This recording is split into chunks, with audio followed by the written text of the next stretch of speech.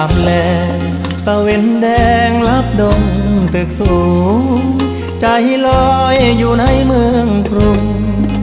ไปถึงทิวทุ่งท้องนา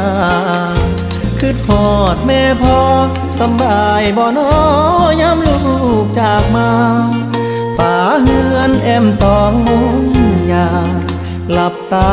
ยังจำฝังใจมาอยู่เมืองไกลบ่อุ่นใจคืออยู่บ้านเฮาหาปลาหน้าหวานเกี่ยวข้าวของขึ้นเหล่าลาบขมต้มไก่